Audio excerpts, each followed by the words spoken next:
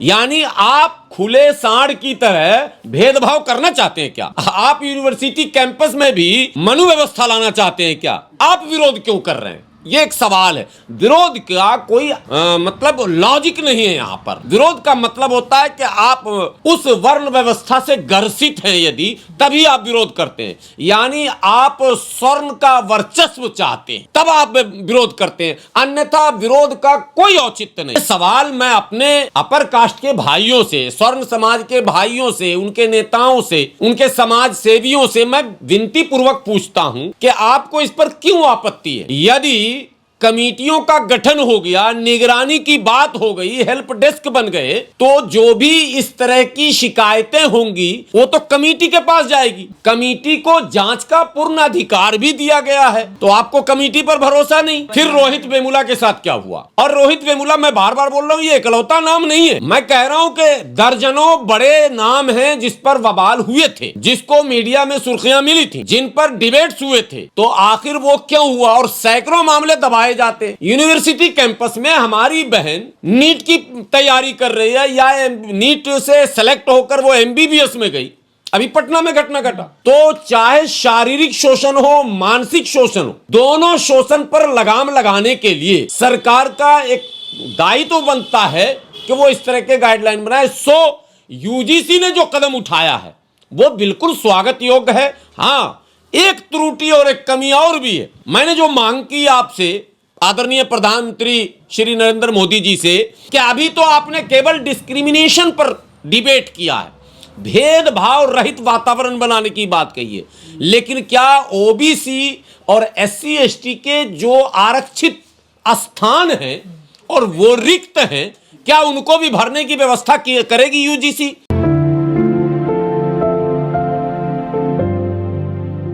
यूनिवर्सिटियों के अंदर कई तरह के डिस्क्रिमिनेशन देखने को मिलते हैं और एक दो नहीं, सैकड़ों उदाहरण हैं देश के अलग अलग यूनिवर्सिटियों के। सोशली कास्ट के बेस पे हो या धर्म के आधार पर हो या लिंग के आधार पर हो, तीनों मामले कई बार यके बाद दीगरे सामने आए हैं। कई बहुत फेम हुए, जैसे रोहित वेमुला का मामला बहुत ज़्यादा उसको कवरेज मिला, कोर्ट तक मामला पहुंचा। अभी भी उसके फाइनल फैसले तो हुए नहीं, लेकिन सुप्रीम कोर्ट ने जो एक दिशा निर्देश दिया था यूजीसी को, उसमें इस बात का, रोहित वेमुला के मामले का भी जिक्र किया गया, मैंने मेंशन किया गया कि रोहित वेमुला केस को भी समझा जाए। मसला ये है कि देश के अंदर जो पॉलिटिक्स है, उस पॉलिटिक्स में लोगों ने अपने अपने एक कैंप, तंबू बना लिए हैं, एक खाना तय कर लिया।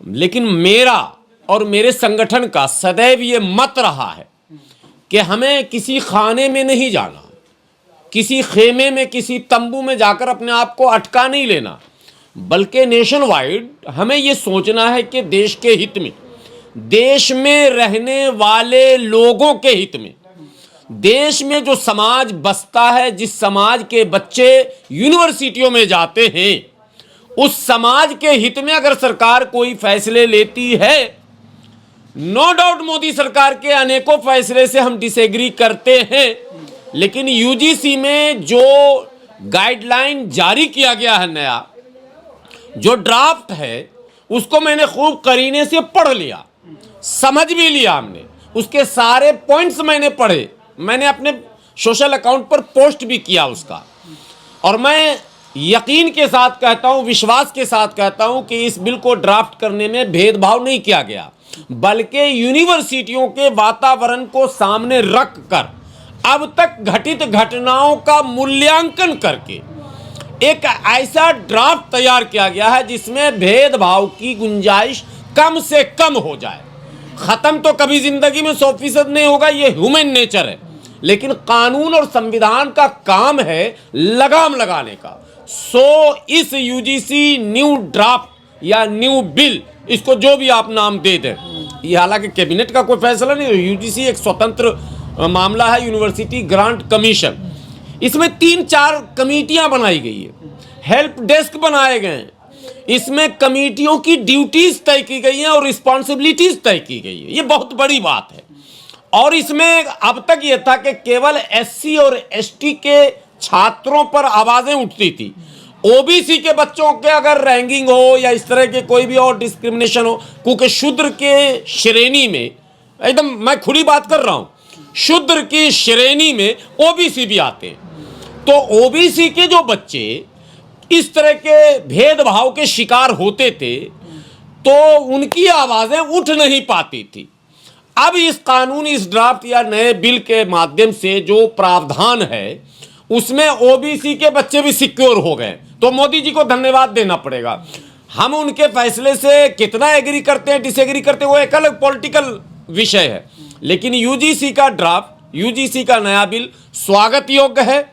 हम इसका स्वागत करते हैं और हम चाहते हैं कि केवल यूनिवर्सिटियों तक नहीं, पूरे देश के सभी इंस्टीट्यूशन में, सभी संस्थानों में इस तरह की व्यवस्था की जाए जहां धर्म जाति के नाम पर, लिंग के नाम पर, जेंडर के नाम पर भेदभाव की गुंजाइश ना हो। और मैं मोदी जी से, आदरणीय प्रधानमंत्री जी से ये इल्तिजा, ये गुजारिश करता हूं कि जिस तरह से आपने यूनिवर्सिटी कैंपस को सिक्योर करने के लिए, कैंपस के अंदर भेदभाव मुक्त वातावरण बनाने के लिए एक नया गाइडलाइन लाया है, इसी तरह से पूरे देश के अंदर जो एससी, एसटी, ओबीसी और माइनॉरिटी के लोग जाति और धर्म के नाम पर कहीं ना कहीं भेदभाव के शिकार हो रहे हैं, उनको भी इससे मुक्ति दिलाने के लिए आने वाले संसद के सत्र में आप एक ऐसा कानून लाएं कि एक भारत श्रेष्ठ भारत, भारत के सभी लोग भाई, भारत के सभी लोग एक जैसे, जो भारतीय संविधान का मूल मंत्र है, हम भारत के लोग, वो वातावरण बन जाए। तो मैं समझता हूं आपके उन तथा कथित सहयोगी संगठन, मैं दावे के साथ सहयोगी संगठन नहीं कहने जा रहा हूं, तथा कथित सहयोगी संगठनों के माध्यम से जो डिस्क्रिमिनेशन क्रिएट किए जा रहे हैं, जो भेदभाव उत्पन्न किए जा रहे हैं, या यूं कहें जो अराजकता की स्थिति बनाने की कोशिश की जा रही, उस पर विराम लग सकता है, संभव है। सरकार की अगर मंशा साफ होगी तो देश के अंदर अमन, चैन, सुकून, शांति, भाईचारा, प्यार, मोहब्बत खुद ब खुद कायम होगा। क्योंकि यूजीसी में भी ये भी शिकायत है कि ओबीसी के जितने कोटे हैं यूनिवर्सिटियों में वो नहीं है अवेलेबल उतने तादाद में, यानी ओबीसी 27% होना चाहिए। न प्रोफेसर हैं, न लेक्चरर्स हैं, न असिस्टेंट प्रोफेसर हैं, न वो क्लर्क हैं, न कोई, न वीसी हैं, न प्रॉक्टर हैं। तमाम स्टाफों में ये कमी पाई जा रही।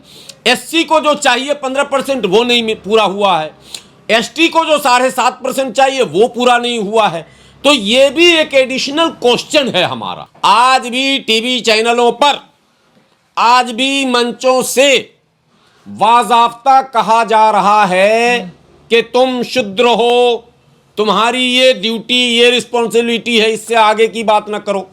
आज मैं आपके कैमरे पर डंके की चोट पर यह बताना चाहता हूं, देश के तमाम एससी एसटी के लोग सुन ले कान खोलकर, अगर भारतीय संविधान में रिजर्वेशन की व्यवस्था, आरक्षण की व्यवस्था नहीं होती तो जो आज लोकसभा और विधानसभाओं में आप दिख रहे हैं, जो पंचायतों में आप मुखिया, प्रधान और सरपंच दिख रहे हैं, जिला पंचायत में जिस तरह आप जिला परिषद में चेयरमैन और सदस्य दिख रहे हैं, आप नहीं दिखते।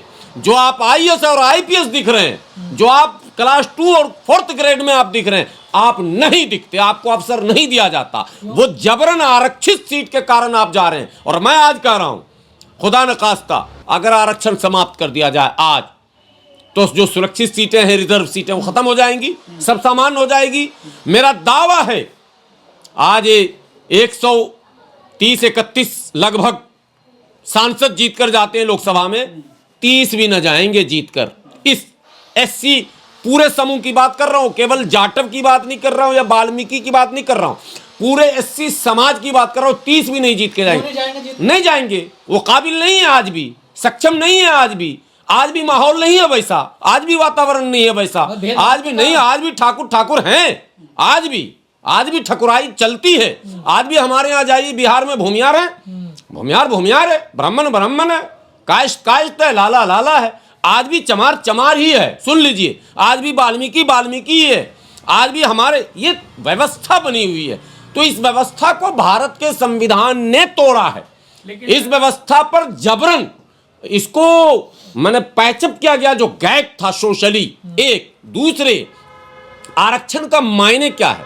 आरक्षण के मायने हैं अयोग्य को भी जबरन रेस में लाना पड़ेगा, ये शर्त है। रिजर्वेशन एक शर्त है। उन शर्तों के कारण जो 2-3 पीढ़ियां आगे आई हैं, उन शर्तों के कारण पॉलिटिकली, इकोनॉमिकली, सोशली जो उन रिजर्वेशन की शर्तों की बुनियाद पर जो पीढ़ियां आगे आई हैं, उनकी पीढ़ी तो है काबिल, लेकिन बाकी की पीढ़ी, मैं कहता हूं रिजर्वेशन खत्म हो जाए, जीतन राम मांझी चुनाव नहीं जीतेंगे, चिराग पासवान नहीं जीत पाएंगे। आप क्या बात कर रहे हैं? तो भेदभाव है। अरे बहन जी नहीं जीत पाएंगी, चंद्रशेखर नहीं जीत पाएंगे। रिजर्वेशन के कारण है नहीं ऐसे योग्य नहीं, सामाजिक व्यवस्था के कारण वो योग्य रियल में नहीं है। मतलब योग का मतलब केवल पढ़े लिखे होना नहीं, सोशली वो स्ट्रांग नहीं है अभी। और चुनाव जो होता है वो सोशली सिर्फ मनी पावर से नहीं होता है, या दिमाग, मसल पावर भी उसमें चाहिए। चुनाव में मसल पावर आज भी एससी के पास नहीं है, 100% है वो, ये उनको मानना पड़ेगा। और उनको मंचों से शंकराचार्य कहते हैं, वो ये है तो वो है तो वो है, वर्गीकरण किया जा रहा। तो संविधान को, बाबा साहब को थैंक्स कहिए। संविधान है, व्यवस्था है कि आप हैं, वरना आप कहीं खड़े ना होंगे। और ये एक बात और बता दूं, ये जो देश में नया पॉलिटिकल ट्रेंड चला है, हिंदू मुस्लिम, यानी इधर भाजपा एंड कंपनी और इधर ओवैसी साहब एंड जो भी उनमें आ जाएं, ये घातक है उनके लिए जो रिजर्वेशन के वजह से, संविधान की वजह से सोशली, पॉलिटिकली सेफ भी हैं और आगे भी रेस में बढ़ रहे हैं। उनके लिए खतरे की घंटी है। इसलिए उनसे मेरी विनती है कि इस लड़ाई से आप पहले निकलो। ओवैसी क्या करेंगे? प्रधानमंत्री वो बुर्का वाली को बनाएंगे, नकाब वाली को, एक अलग विषय उनका है। मोदी जी क्या करेंगे, वह आपका विषय बिल्कुल अलग होना चाहिए। अगर आप इन दोनों के बीच में पिस आए तो आप चक्की में पिस जाओगे। मैं बिल्कुल यूजीसी के इस लिए गए निर्णय को अक्षरशः न केवल स्वीकार करता हूं, बल्कि मैं बधाई भी उनको देता हूं। और मैं साथ में ये उम्मीद करता हूं कि यूजीसी आने वाले दिनों में जो भी निर्णय लेगी उसमें इस बहुसंख्य समाज के हितों की रक्षा भी करेगी। तो सवाल क्यों डर रहे हैं इससे? वो क्यों? और स्वर्ण भाइयों से अपील करता हूं कि धरना प्रदर्शन और सरकार पर दबाव बनाने का जो आप प्लान बना रहे हैं, इसको त्यागिए। आप इस रेस से पिछड़े समाज के साथ आइए। कई बार आप मंचों पर लंबी लंबी बात करते हैं, हिंदू एकता, राष्ट्र प्रेम, राष्ट्रवाद का अर्थ यह है कि राष्ट्र के सभी लोगों के हितों की रक्षा की जाए, उसकी अनदेखी न की जाए। स्वर्ण समाज को इसका विरोध बंद करना। SC/ST एक्ट में कोर्ट ने जो पहले फैसला दिया था और सरकार ने जो नियमावली तय की थी, उससे सरकार पीछे हटी ना भाई। कोर्ट के फैसले बदले गए ना। समाज की जागरूकता, उसकी बुद्धि, विवेक, इच्छा शक्ति पर निर्भर करता। आप पत्रकार, आप सवाल कर रहे हैं, लेकिन समाज के बुद्धिजीवी वर्ग, समाज के राजनेता अगर इन बारीक बातों पर नजर रखेंगे तो ये जो टिप्पणी अभी माननीय न्यायालय के द्वारा आई है, ये भी वापस ली जाएगी। ये आप जान लीजिए। निर्भर करता है कि समाज में जो लीड करने वाले लोग हैं वो लीड कर रहे हैं या मिसलीड कर रहे हैं। अगर वो मोदी चालीसा में माने विलीन हो गए तो समाज के कई अधिकार जाएंगे। हमें अच्छे कानून, समाज हित में बनाएगा कानून का स्वागत करना है।